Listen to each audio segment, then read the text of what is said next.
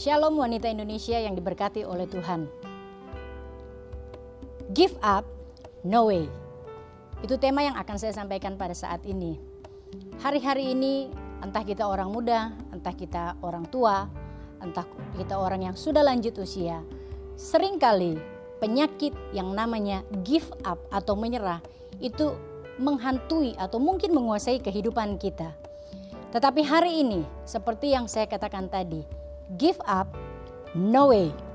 Karena apa saudara? 2 Korintus pasal 4 ayat 8 sampai ayat yang ke-10 ada contoh yang luar biasa yang perlu kita pelajari dari kehidupan seorang rasul yang dipakai Tuhan dengan luar biasa.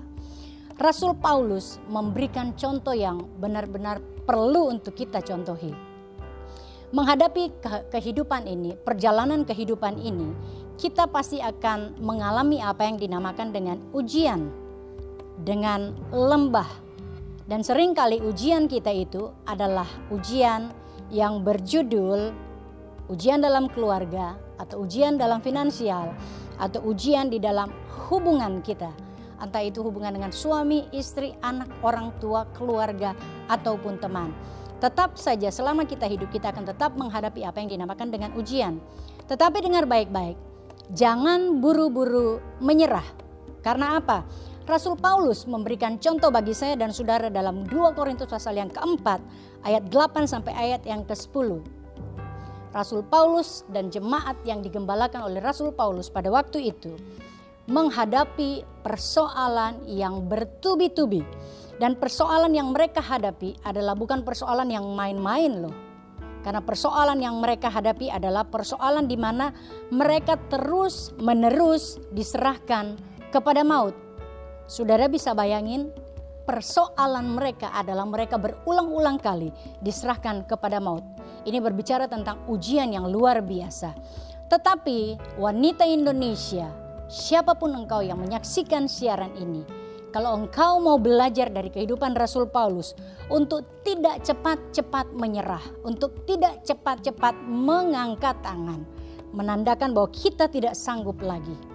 Perlu kita tahu bahwa ketika menghadapi ujian itu, Rasul Paulus memberikan contoh, yaitu Rasul Paulus berpikiran positif.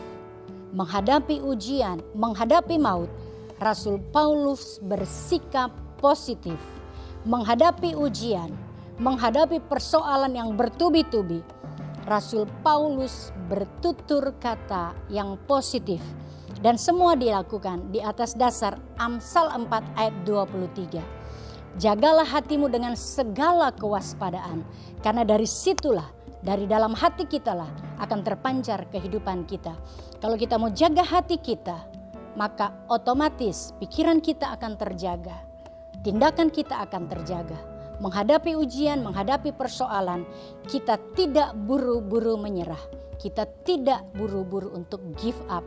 Tetapi kita berkata bahwa saya punya Tuhan yang sanggup melakukan segala perkara. Pertolonganku, pertolongan saya dan saudara itu datangnya dari Tuhan yang menciptakan langit dan bumi. So, never give up. Ada Tuhan yang menjadi penolong kita. Segala kemuliaan hanya untuk Tuhan. Haleluya. Diberkatilah engkau yang dengar firman Tuhan dan melakukan firman Tuhan.